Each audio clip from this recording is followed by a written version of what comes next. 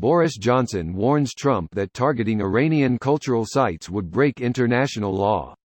Here's a summary of the article. Boris Johnson has warned Donald Trump that any attempt to target Iranian cultural sites would be a breach of international law.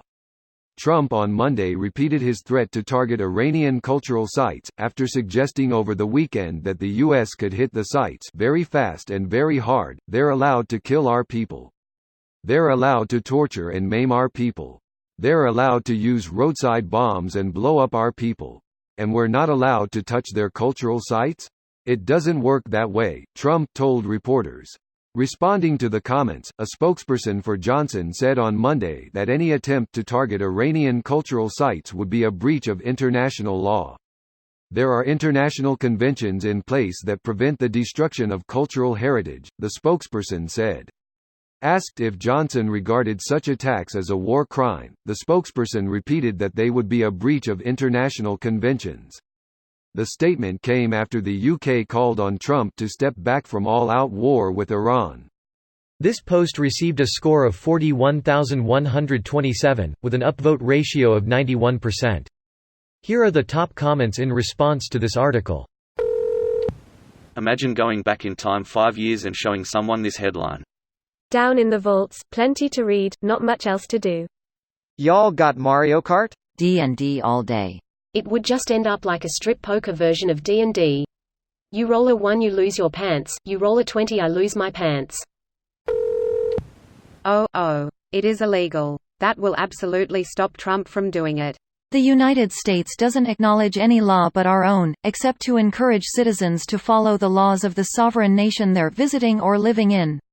We do not acknowledge international law at all, and as far as I'm aware, there isn't a body to enforce international law. I get the intent behind this post, but the U.S. has an extremely long history of not even acknowledging that international law exists, and it's no surprise, when there's zero force behind it. Oh, the U.S. acknowledges international law, just only when it benefits us. Take a look at the South China Sea. We parade around there with our warships proclaiming international law allows us to.